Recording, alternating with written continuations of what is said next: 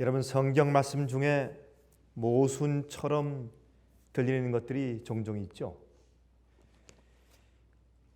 이쪽에는 이런 식으로 말씀하셨는데 또 다른 부분에는 또 반대되는 것 같은 다른 편에서 말씀하신 그런 이제 부분들을 가끔 우리가 성경에서 발견하게 됩니다. 그러한 점들은 그 문맥을 살펴서 우리가 전체를 이해하면 이제 곧장 풀리게 됩니다.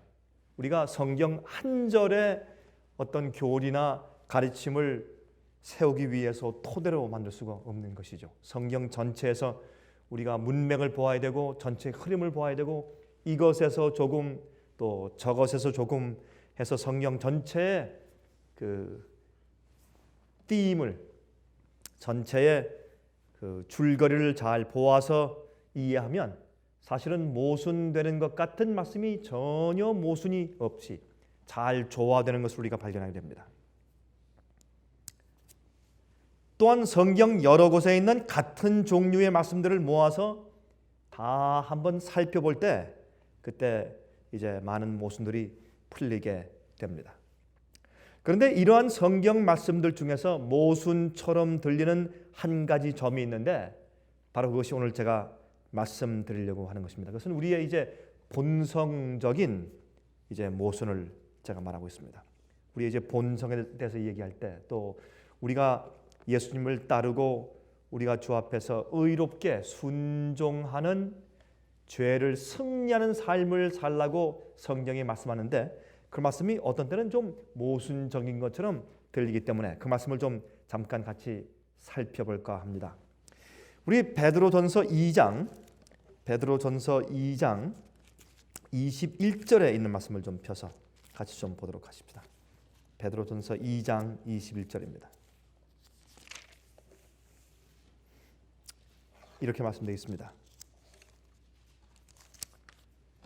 이를 위하여 너희가 부르심을 입었으니 그리스도도 너희를 위하여 고난을 받으사 너희에게 본을 끼쳐 그 자취를 어떻게 해요? 따라오게 하려 하셨느니라 그랬습니다. 예수님께서 이 땅에 오신 큰 이유 가운데 하나가 우리 그리스도인들이 하늘의 시민 된 자들이 회개한 자들이 이 땅에서 어떻게 살아야 할지에 대해서 분명한 모본을 보이시기 위해서 그래서 우리가 주님을 따라갈 수 있도록 하기 위해서 이 땅에 오신 것입니다. 예수님께서 우리의 대속을 위해서만 오신 것이 아니라 이제 우리의 모본 되시기 위해서 오신 것은 성경 전체에 흐르고 있는 이제 문맥인 것을 우리가 압니다. 그래서 우리에게 본을 끼쳐 그 자취를 따라오게 하려 하셨느니라 그랬습니다. 그런데 문제는 독수리가 이 땅에서 뛰고 있는 토끼한테 날 따라와라 하면 그건 말이 안 되는 것입니다.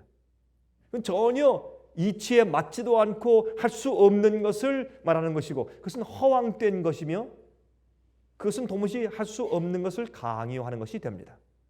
그러므로 예수님께서 우리에게 이 땅에서 고난받으시고 그러나 하나님의 성품을 나타내 보이시고 하나님의 아버지의 뜻을 어긴 적이 한 번도 없으시고 아버지의 계명을 지키는 것을 세상에게 보이려고 내가 왔다 이렇게 말씀하셨으며 예수님의 생애 가운데서 한 번도 예수님은 죄악과 유혹에 쓰러져서 거기에 문을 여신 적이 한 번도 없으신 분입니다.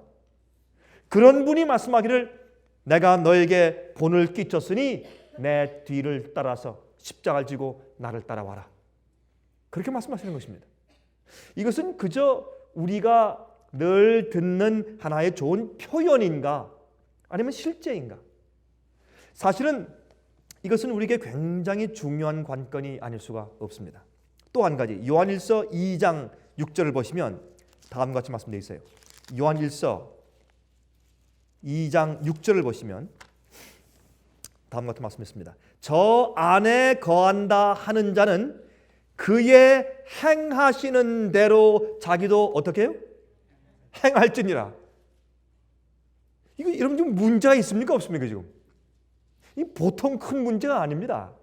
그래서 오늘날 많은 그리스도인들이 성경을 읽고 들으면서 사실은 마음 가운데 그것을 진짜 무슨 뜻인지 마음속에 받지 않냐고 그냥 살고 있는 것입니다. 그러나 사실 말씀을 가만히 뜯어놓고 그 속에 있는 액면 그대로 받아들이면 우리가 이해 못하거나 우리가 억장이 막히거나 우리가 받아들일 수 없는 말씀이 이런 말씀들이 있다고 말이에요.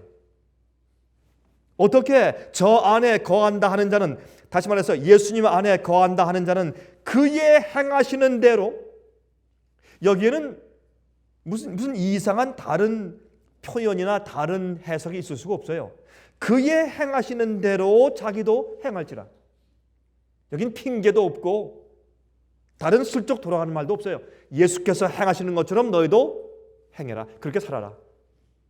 이것은 예수님께서 이 땅에 사신, 인간이 되셔서 이 땅에서 33년 반 동안 사신 그러한 생애를 우리도 따라 살라 그 말입니다.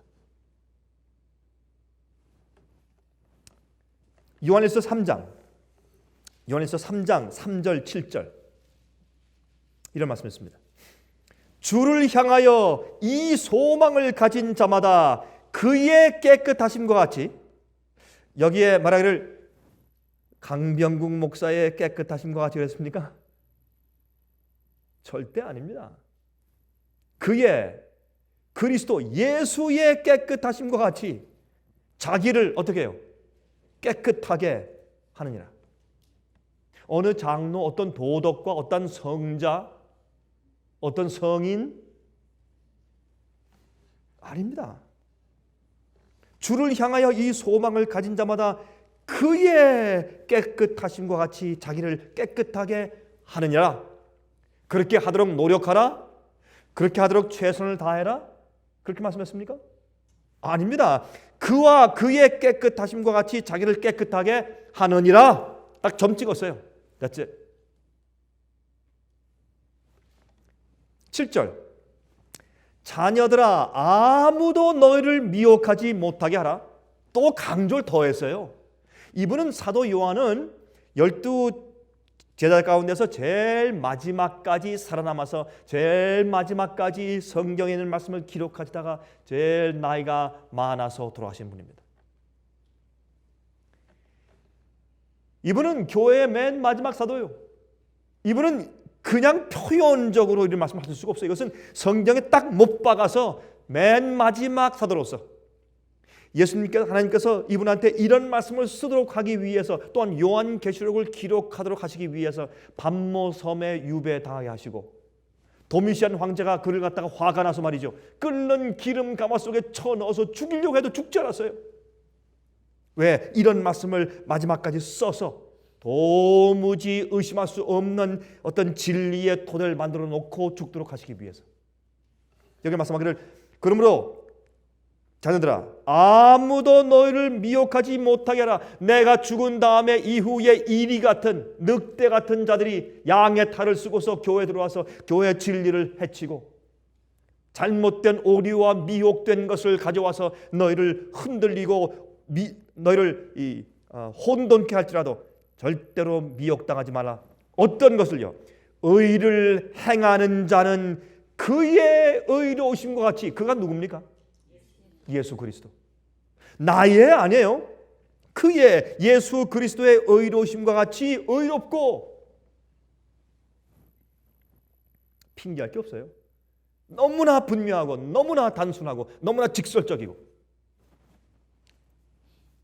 그러므로 예수님처럼 의롭게 살아가라는 말씀입니다. 물론 예수님과 꼭 같은 동질의 수준까지를 말할 수는 없겠으나 적어도 예수님의 의로우신 품성으로 그런 질을 가지고 살란 말입니다. 양은 우리가 하늘에 올라가서 구원받아서 하늘에 올라가서도 영원히 하나님을 닮아서 영원히 계속적으로 발전할 것이기 때문에 양을 말하는 것보다 예수님과 똑같은 영적인 그런 질을 가지고 주님처럼 의로운 질적인 품성을 가지고 살라고 말합니다. 이것은 핑계할 수 없는 명령이요 진리입니다. 여러분, 이것을 어떻게 다른 방법으로 어떻게 설명할 수 있겠습니까? 그런데 이 말씀에 대항해서 모순처럼 보이는 성경절들이 또 있어요. 그래서 말이죠, 사람들은요 다 자기가 믿고 싶은 대로 믿어요. 여러분 가만히 보세요. 주님을 믿어도 다 자기가 믿고 싶은 자기 방법, 자기 마음 방법대로 믿지 성경과 진리 그대로 믿는 사람들이 사실은 많지 않습니다. 다 자기가 원하는 자기의 고집대로 믿어요. 자기 방식대로. 그래서 그런 사람들은 자기가 핑계할 거리를 찾기 위한 사람들은 성경에서 자기가 핑계할 수 있는 그럴듯한 말씀들을 찾을 수 있게 되어 있어요. 성경은. 여러분들이 의심하려고 하면 의심할 수 있는 그런 재료를 얼마든지 세상에서 발견할 수가 있어요.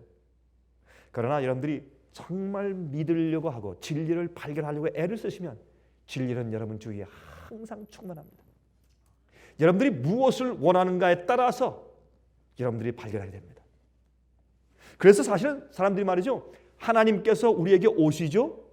주님께서 성령으로 우리를 감동하시죠. 우리를 구원하시죠. 근데 사실은 그게 우리가 하나님과 각도가 맞아 있어요. 각도가 다 각도를 맞춰서 우리 마음을 열고 있어야 그 통로를 통해서 은혜가 들어오는 것입니다. 구원은 항상 우리 곁에 이미 와 있습니다. 주님께서 우리를 구원하실 충만한 하늘의 은혜와 능력을 이미 우리에게 다 베풀어 두셨어요. 우리가 삐딱하니까 안 들어오는 거예요. 그래서 우리 한국말에 그 참 재미있는 말이에요. 삐딱하다. 제가 볼 때 가만히 생각할수록 참 그 재미있는 말이에요. 그 또 올바른 말이에요. 그게 삐딱한 거. 우리가 정말 삐딱해요. 삐딱하니까 아무리 주시려고 해도 여러분 같은 통로가 맞아야죠. 삐딱하게 이쪽으로 갔는데 어떻게 와? 다른 데로 다 흘러가 버리죠. 보세요 한번. 로마서 3장 10절부터 12절까지 한번 읽어보겠습니다. 로마서 3장 10절부터 12절에 이런 말씀이 있어요. 핑계할 사람들은 이걸 가지고 핑계해요. 기록한 바 의인은 없나니 얼마나 없어요? 하나도 없으며. 야, 여러분 이런 말씀이 좋습니까? 안 좋습니까? 여러분 마음이 솔직히 좋아요, 안 좋아요? 야, 이거 봐라. 하나도 없는데 이거 참 어떻게 내가 의롭게 될 수 있는가? 어떻게 내가 예수님처럼 이렇게 의롭게 살 수 있어? 그렇지. 그러면 그렇지. 안 되지. 이렇게 되어 있습니다. 그런데 여러분 제가 여러 책을 보았는데 신학자들도 어떤 목사들도 교회 지도자들도 바로 우리는 죄인이기 때문에 죄를 짓는 것이다. 우리는 어쩔 수 없다. 그것을 이제 말하기 위해서 바로 이 로마서 3장 10절을 거의 다가 인용하고 있는 것을 보았습니다. 그들의 책에서. 이렇게 말해요. 기록한 바 의인은 없나니 하나도 없다고 했지 않은가? 이렇게 말을 해요. 근데 참 전 이상해요. 제가 그런 분들의 IQ를 제가 의심할 수밖에 없어요. 미안하지만은. 조금 어디가 좀 모자란 것 같아. 그 사람들이. 어떻게 그분들은 그래도 그 뒤에 그 책 뒤에 있어요. PhD. 어떻게 그런 분들한테 PhD 박사를 줬을까? 그런 생각이 들어요. 제 마음 가운데. 참 건방진 얘기지만은 어떻게 또 그런 사람들한테 THD 신학 박사라는 명칭이 주어졌을까? 문맥도 이해 못한 한국말 단순한 문맥도 이해 못하는 사람한테 박사를 줬을까 하는 이상한 생각이 가끔 제 마음에 들어옵니다. 제가 무슨 뜻인지 한번 보시겠어요? 보세요. 기록한 바 의인은 없나니 하나도 없으며 그 다음에 보십시다.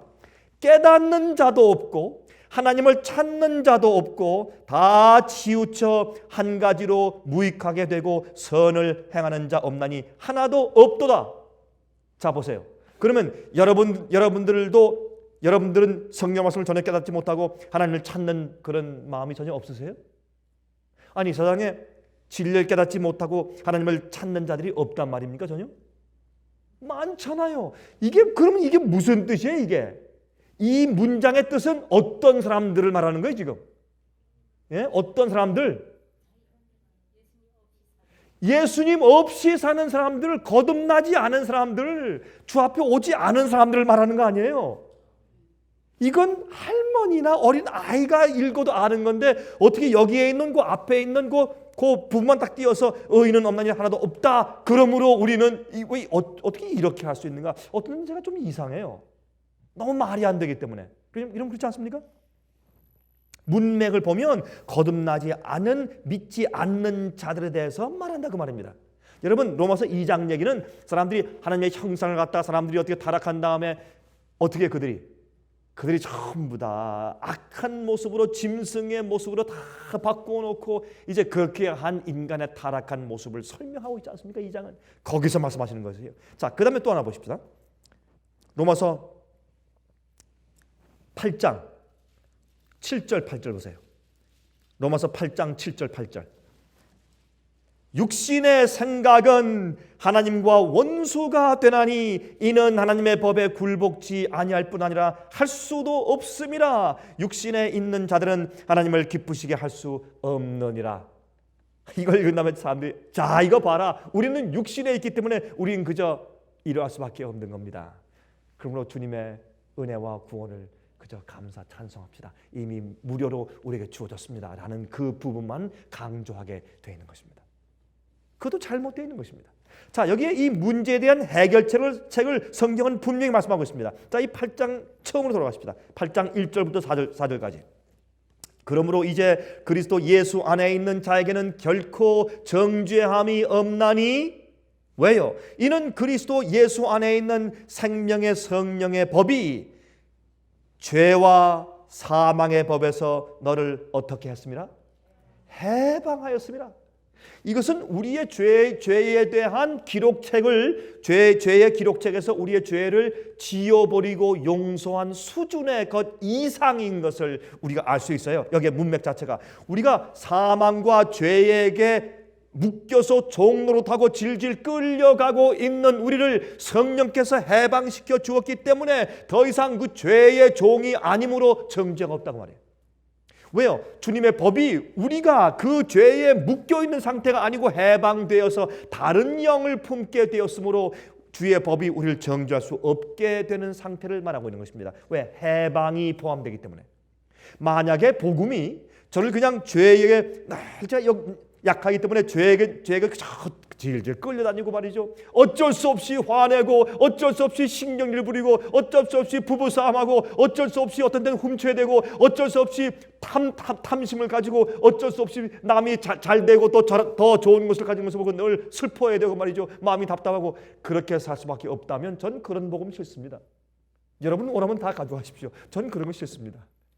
제가 원하는 복음은 제 과거에 제가 어떻게 할래야 할 수 없는 모든 죄를 다 깨끗이 씻어서 용서하고 제 마음 가운데 새로운 평화와 즐거움을 줄 뿐더러 동시에 나를 그 죄의 힘과 파워에서 나를 건져서 해방해 내어서 다시는 그런 일들을 할 필요가 없게 나를 건져주는 그런 복음의 능력을 저는 원합니다.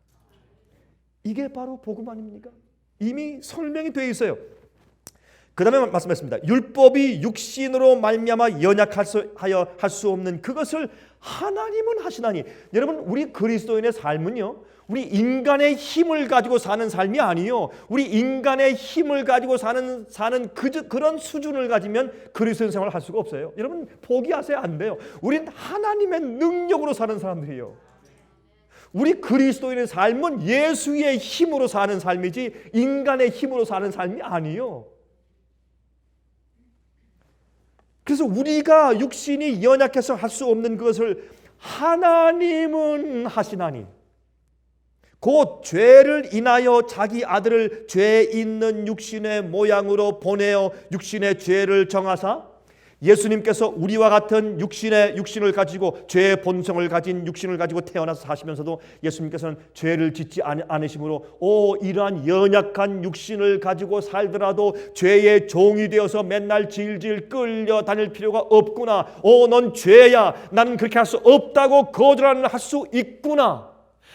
죄를 승리하고 정복할 수 있구나. 마귀가 우리의 연약함을 가지고 우리가 죽으면 무서워서 종노릇하며 떨며 사는 우리에게 맨날 와서 위협하고 말이죠. 깡패가 와가지고 너 돈 줘.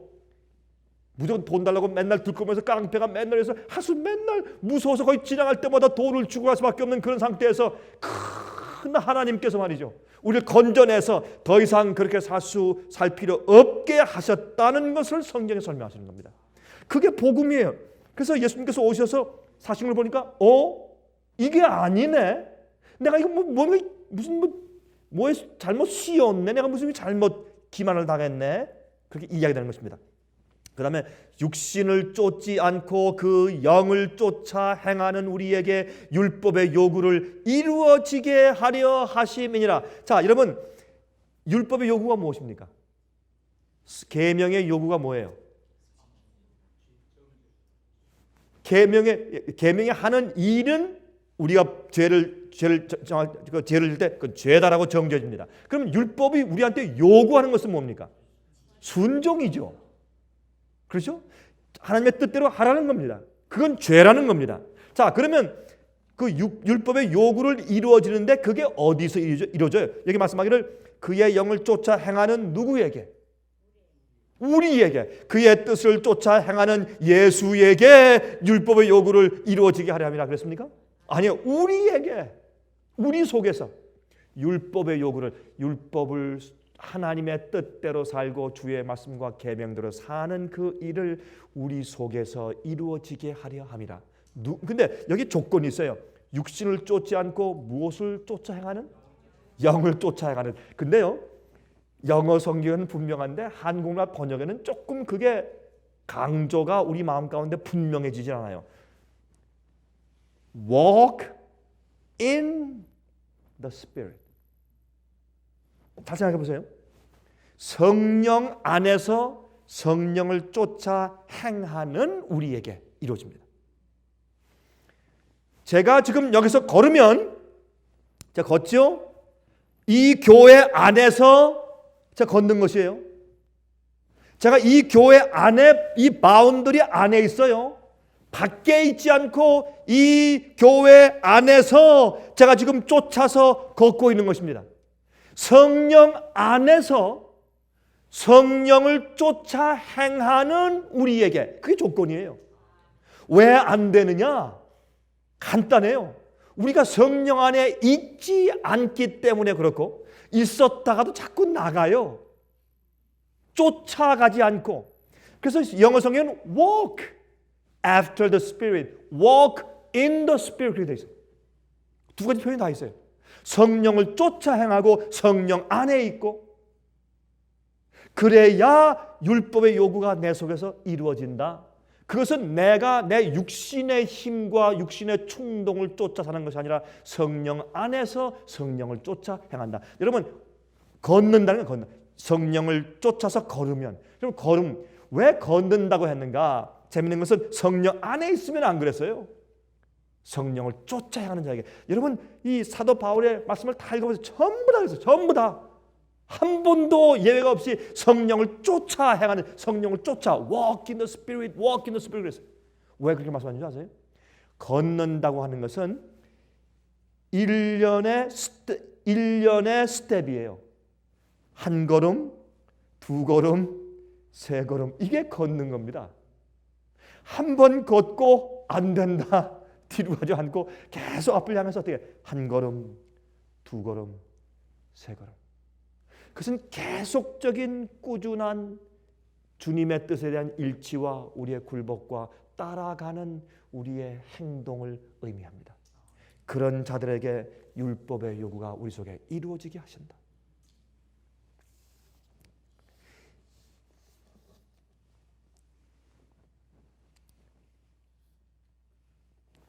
이것이 내적인 마음의 변화고 성령의 내재죠. 이것은 이런 일은 우리의 본성적으로는 안 됩니다. 우리가 원해도 안 돼요. 그러나 하나님께서 우리 속에서 그 일을 이루시는 것입니다. 그러므로 그리스도인의 삶은 우리가 인간적으로 원하는, 도덕적으로 잘되고 선해지길 원하는 그 이상의 것인데, 우리의 목표는 하나님처럼 되는 것이에요. 우리의 목표는 예수님처럼 되는 것이에요. 이것이 우리 목표예요. 이걸 얘기하면 사람들이 그래요. 자, 이런 얘기를 하니까 어떤 분이 교회 지도자 되시는 분이 한 분이 그런 얘기를 하더래요. 야, 저 강 목사는 참남된 말을 한다. 하나님처럼 되라고 한다. 뭐 그렇게 얘기를 했다는 얘기를 제가 전해 들었습니다. 참 크게 오해했죠. 우리는 예수님처럼 되기 위해 사는 사람들입니다. 그게 크리스천이에요. 크리스천은 뭐예요? Christ-like people이에요. 그리스도와 같은 사람들이 크리스천들이에요. 여러분, 골로새서 3장 1절부터 10절까지 읽읍시다. 다 펴세요. 골로새서 3장 1절부터 10절까지 읽겠습니다. 자, 보세요. 우리 그리스도인들에게 이런 말씀을 합니다. 지금 이게 성도의 생활이에요. 이렇게 지금 바울이 설명합니다. 그러므로 너희가 그리스도와 함께 다시 살리심을 받았으면 위의 것을 찾으라. 거기는 그리스도께서 하나님 우편에 앉아 계시느니라. 위의 것을 생각하고 땅의 것을 생각지 말라. 여러분, 이 엄마가 말이죠, 사탕을 갖다가 이렇게 이제 병에 넣어가지고 저기 이제 농장, 이 옷장 저기 이렇게 올려놓으면은 그리고 엄마가 나가면 이 아이의 마음 가운데 이 아이의 마음은 거기만 가 있는 겁니다. 그렇죠? 그래서 의자를 놓고 그 위에 또 베개를 놓고 다 해가지고 겨우 해서 그걸 꺼내 먹어야, 그걸 꺼내서 그걸 뚜껑을 열어야 마음이 편한 겁니다. 그래 속이 시원한 겁니다. 그 아이의 마음 가운데서 엄마가 왜 그것을 먹지 말라고 했는지, 어떤 때 그것을 먹어야 할 때가 있고 먹지 말아야 할 때가 있는지에 대해서 그 아이가 정말 어머니의 마음과 뜻을 이해하기 전까지 그의 마음 가운데 그것을 먹고 있는 욕심이 있으면 그걸 이길 수가 없습니다. 마음과 태도가 바뀌어야 돼요. 여러분, 우리 그리스도의 삶은 우리가 어떤 표준을 따라서 무슨 막 애쓰는, 막 따라 나가는 그런 어떤 수적의 역사만이 아닙니다. 여러분, 우리 그리스도의 삶은 우리 태도의 변화에 있어요. 우리 마음의 소원이 바뀌어야 돼요. 우리 마음속에 좋아하는 취미가 바뀌어야 돼요. 우리 마음의 동기가 바뀌어야 되고 우리 마음의 소원이 달라져야 돼요. 그래야 되지. 우리 마음 가운데 저기 장롱 위에 얹어있는 사탕병만 늘 바라보고 언제 어떻게 내가 꺼내 먹을 것만 생각하면 그거 이길 수가 없어요. 엄마가 있으니까 안 올라가지. 엄마만 있으면 어떻게든지 올라가서 그걸 꺼내 먹게 돼 있어요. 우리가 주위에 우리 교우들이 있고 사람들이 있고 장로님이 있고 집사님이 있고 아는 사람이 있으니까 체면 때문에 안 하지. 여러분이 아무도 없는 조용한 곳에, 여러분 정말 비밀스러운 곳에 여러분이 마음대로 해도 아무도 모르는 그런 곳에 딱 가서 혼자 살 때 여러분들이 무엇을 하고 무엇을 보고 싶고 무엇을 듣고 싶고 무엇을 읽고 싶고 어떤 것을 먹고 싶고 어떻게 살고 싶은가, 그것이 여러분이에요. 전혀 내 주위에 아무런 억울함이나 아무런 나를 갖다 묶는 그런 어떤 시선이 전혀 없을 때 내가 무엇을 하고 어떻게 살길 원하는가, 그러한 내 마음속의 태도와 내 소원과 내 마음의 뜻이 변하고 달라져 있어야 합니다. 그럴 때만 이것이 가능합니다. 예수님은 마음속에서 말이죠, 하나님 아버지의 뜻을 행하기를 즐거워하는 마음이 있었어요. 아버지시여 내가 아버지의 뜻을 행하러 왔나이다 그래서 히브리 10장에 그게 예수님께서 성육신 하신 마음을 상징하는 것이에요. 그게 거듭난 마음이에요. 그 마음을 우리가 받아야 돼요. 매일 우리 마음속에. 이는 너희가 죽었고 너희 생명이 그리스도와 함께 하나님 안에 감추었음이라. 우리 생명이신 그리스도께서 나타나실 그때 너희도 그와 함께 영광 중에 나타나리라. 그러므로 땅에 있는 지체를 죽이라. 곧 음란과 부정과 사욕과 악한 정욕과 탐심이니 탐심은 우상 숭배니라. 이것들을 인하여 하나님의 진노가 임하느니라. 너희도 전에 그 가운데 살 때에는 그 가운데서 행하였으나 이제는 너희가 이 모든 것을 벗어버리라. 곧 분과 악의와 회방과 너희 입에 부끄러운 말이라. 너희가 서로 거짓말을 말라. 옛사람과 그 행위를 벗어버리고 새 사람을 입었으니 이는 자기를 창조하신 자의 형상을 쫓아 어디에까지요? 지식에까지 새롭게 하심을 받는 자니라. 이것은 달라진 사람이에요. 그 태도가 바뀌었어요. 마음의 의도가 바뀌었어요. 목적이 바뀌었어요. 소원이 바뀌었어요. 동기가 바뀐 사람이에요. 새 사람이 되었다는 것이에요. 이럴 때에 가능하기 때문에 주님께서 내가 너에게 끼친 본대로 내 자취를 따라서 너희가 살아와라. 내가 의로운 것처럼 너희도 의롭게 살아야 된다. 내가 깨끗한 것처럼 너희도 깨끗할지어다 라고 말씀하신 이유는 이렇게 재창조해 주시기 때문에 그것을 기초로 해서 하신 말씀입니다. 그러므로 예수님은 거듭나지 않은 사람에게는 모본이 되실 수가 없는 것입니다. 거듭난 자에게만 예수님은 따라갈 수 있는 모본이십니다. 자, 빌립보 2장 5절 12절, 13절에 다음과 같은 말씀이 있죠. 너희 안에 이 마음을 품으라. 곧 그리스도 누구의? 예수의 마음이니. 예수의 마음을 받아야 합니다. 예수님의 마음은 하나님 아버지의 뜻대로 사는 것이 그것을 아주 좋아하는 마음이에요. 하나님을 기쁘시게 하기 위해서 살고 싶은 소원이 있는 마음이에요. 내가 하나님의 아버지의 뜻을 행하러 왔나이다. 내가 주님의 법을 즐거워하나이다. 이것이 예수의 마음이었어요. 그 마음이 우리 마음속에 들어와야 우리도 그것이 가능한 것이에요. 그러므로 나의 사랑하는 자들아, 너희가 나 있을 때뿐 아니라 지금 나 없을 때에도 항상 복종하여, 가끔 아닙니다, 항상 늘 복종하여 두렵고 떨림으로 너희 구원을 이루라. 그러므로 예수의 마음을 받고 우리 자신을, 우리 육체를 쳐서 복종시키고 우리가 성령을 받아서 우리 영을 바꾸는, 영을 거듭나게 하는 그 일은 항상 해야 하는 일입니다. 여러분들 혹시 그 마음이 살짝 사라지거나 아니면 뒤로 빠지지 않았습니까? 여러분은 성령 안에 계신가요? 성령을 쫓아 한 걸음 한 걸음 나가고 있는 그런 스텝을 밟고 계십니까? 그거 안 하면 다시 우리가 조율을 해야 돼요. 음정을 맞춰야 돼요. 삐딱해진 데서 각도를 맞춰야 돼요. 그 다음에 말씀하기를 너희 안에서 행하시는 이는 하나님이시니 자기의 기쁘신 뜻을 위하여 너희로 소원을 두고 행하게 하시나니. 다시 말해서 우리가 주의 뜻대로 살고 주의 말씀과 주의 계명을 대로 살 수 있는 그런 소원을 우리 마음 가운데 먼저 주세요. 그리고 행하게 하세요. 주님께서는 다 이렇게 해서 오라고 하시는 것이지 우리가 할 수 없는 본성적으로 불가능한 것을 해, 무조건 해, 따라서 해, 노력해봐, 된다 하면 해봐, 이렇게 하는 게 아닙니다.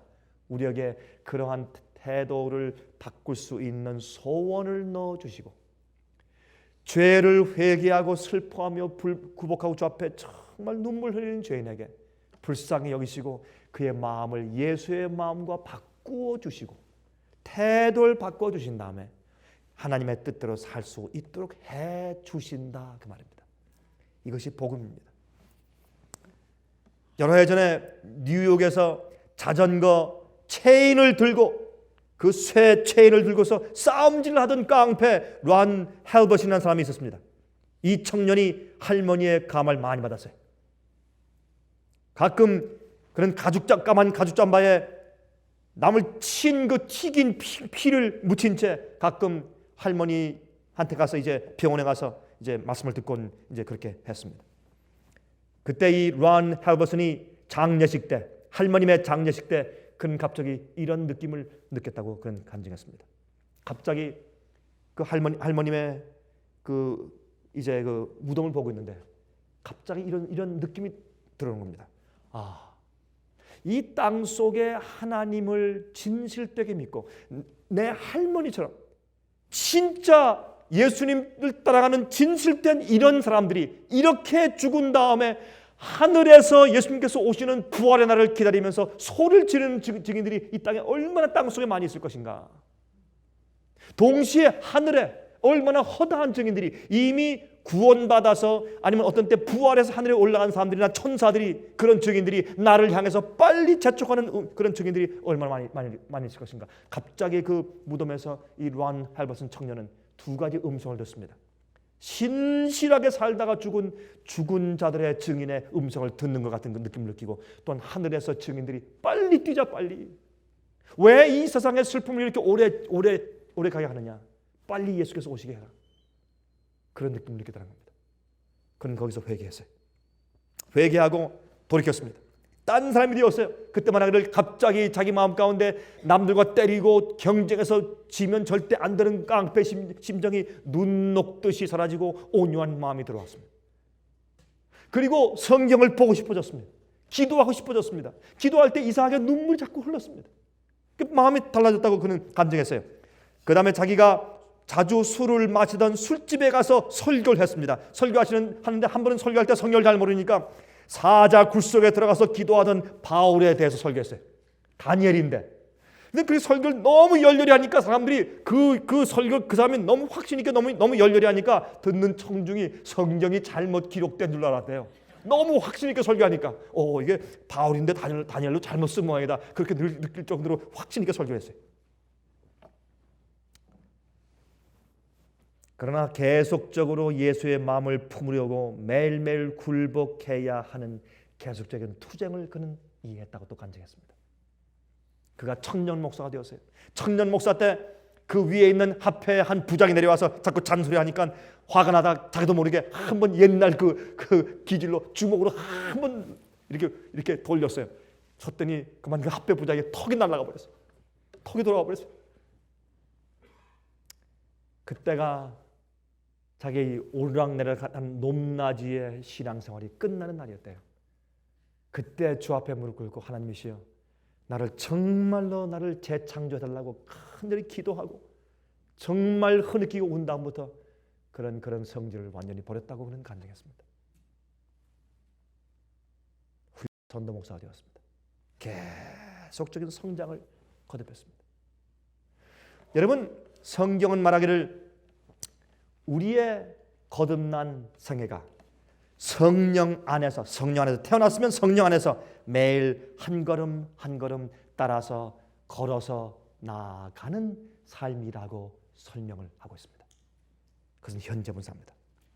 여러분, 베드로 후서 1장 1절부터 12절까지 한번 들어보세요. 이렇게 말씀되어 있어요.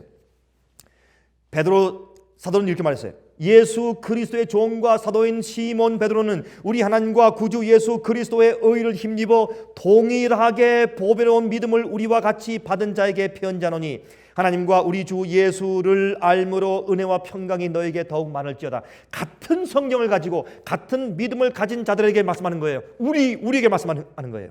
이렇게 말씀하셨어요.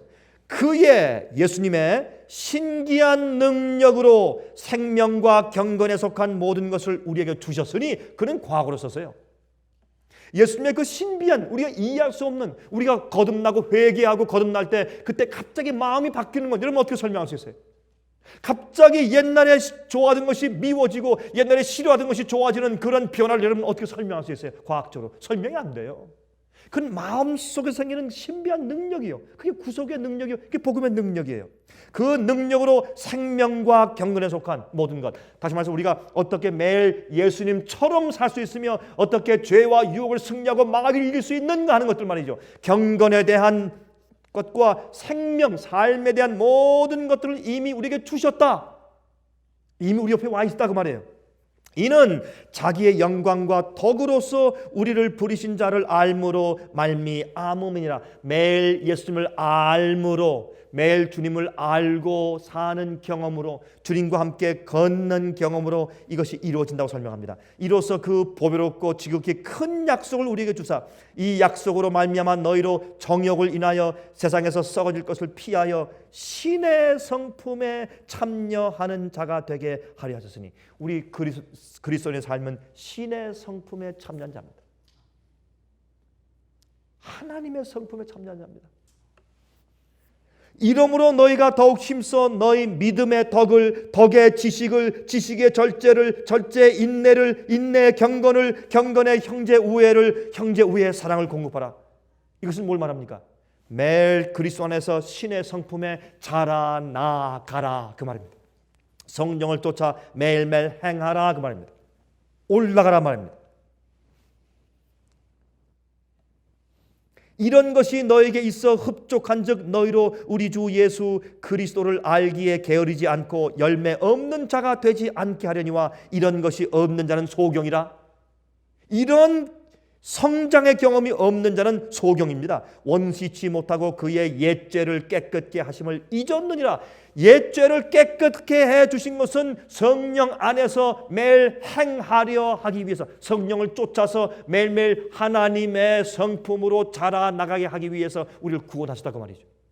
그래서 성화의 열매가 없는 자는 구원이 없는 것입니다. 성화의 열매와 성장의 경험이 없는 자는 죽은 그리스도인이요. 그러므로 형제들아 더욱 힘써 너희 부르심과 택하심을 굳게 하라. 구원받은 사람들은 구원을 잃어버릴 수가 있는 것입니다. 이것을 부르심과 택하심을 굳게 하라 그랬습니다. 너희가 이것을 행한즉 언제든지 실족지 아니하리라. 이같이 하면 우리 주 곧 구주 예수 그리스도의 영원한 나라에 들어감을 넉넉히 너희에게 주시리라. 우리의 구원은 넉넉히. 요즘에 참 재미있는 말이죠.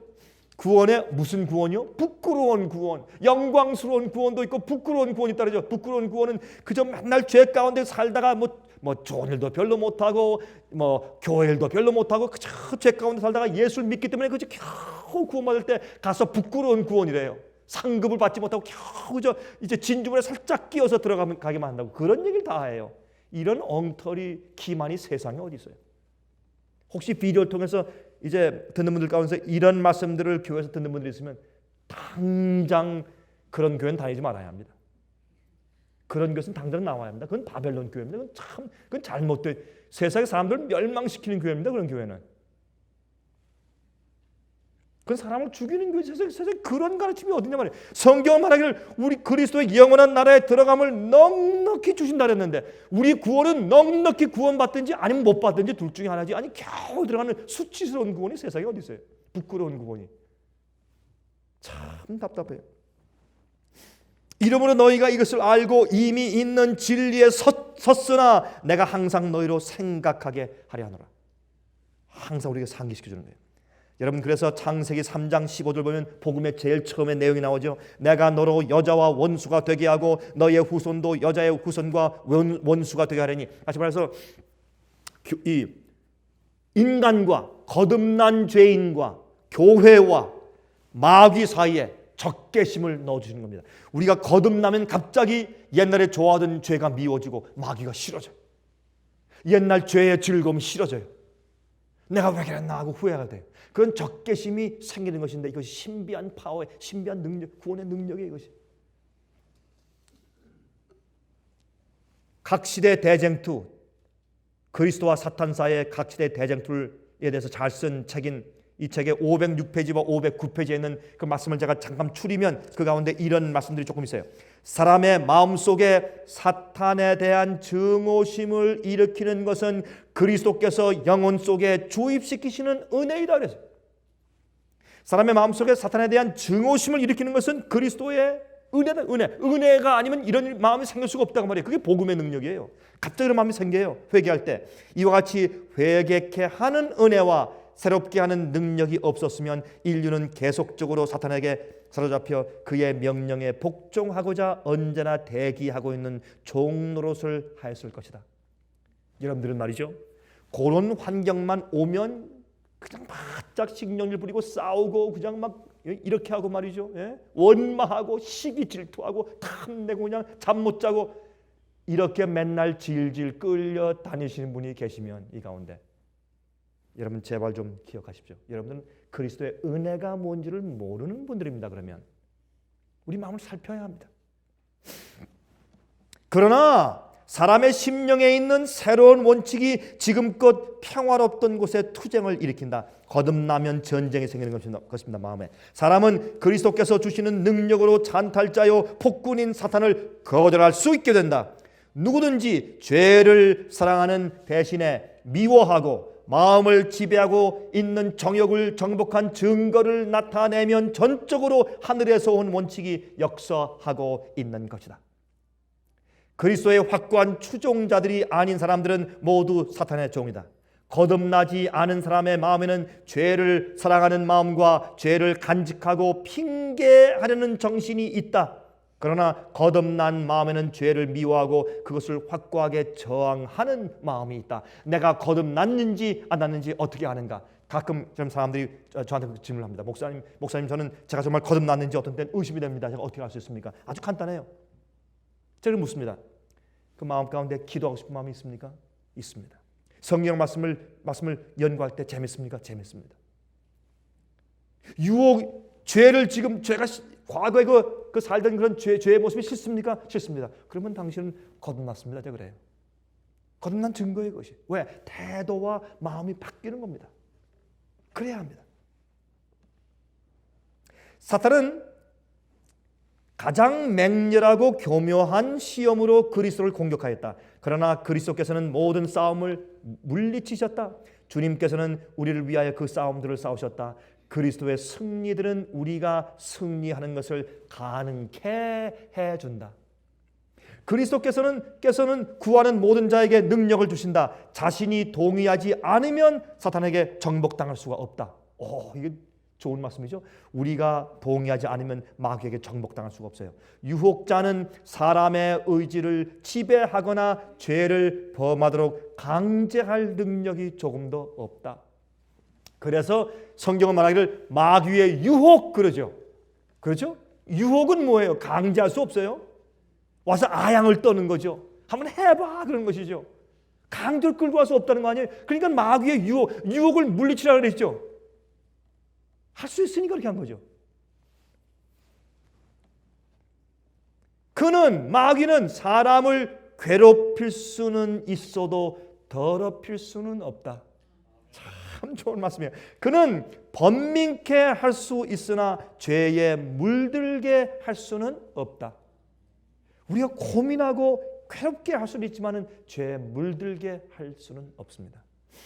여러분 히브리 2장 17절 18절과 히브리 4장 14절부터 16절까지 보시면 예수님께서 이 땅에 성육신해서 오셔서 우리를 어떻게 도울 줄을 아신다라고 말했어요. 그래서 우리가 때를 따라 돕는 은혜를 얻기 위해서 담대하게 은혜 보좌 앞에 나가자 그랬어요. 왜? 예수님은 이 땅에 오셔서 우리처럼 사시고 유혹을 받으시고 승리하셨기 때문에 우리를 어떻게 어느 때 어떻게 해야 도와줄지를 아시는 분이시다. 그렇게 설명하는 것입니다. 예수님이 우리를 도우시는 분입니다. 이것이 그리스도인의 거듭난 삶입니다. 이렇게 이해하면 우리의 본성적인 모순에 대해서 우리가 오해할 필요가 전혀 없습니다. 그래서 이 세상에 의인은 하나도 없나니, 예? 의인은 없나니 하나도 없다. 아무도 없다는 그 오해가 어떤 말인지를 우리가 이해하게 되는 것입니다. 여러분이시여 참된 복음의 능력을 매일 경험해서 성령을 쫓아 행하시기를 간절히 바랍니다. 하늘에 계신 우리 아버지, 주의 말씀은 얼마나 확실하며 또한 진리인지 모르겠습니다. 주님, 저희가 무엇나오니 저희 마음속에 있는 타고난 성질들을 바꿔주시며 거듭나게 주의 형상으로 재창조해 주셔서 하나님을 향한 태도가 달라지게 해주시옵소서. 그것이 매일 유지되게 하시며 우리가 성령 안에서 나가지 아니하고 매일 쫓아 행할 수 있도록 도와주시고 우리가 주님의 의로움과 깨끗하신 것처럼 저희도 정결케 되길 원하고 우리의 품성이 아름다워지기를 간절히 소원하오니 주여 그 주의 약속이 저희 속에서 매일 이루어지게 해 주시옵소서. 예수 그리스도의 거룩하신 이름을 의지해서 간절히 기도합니다.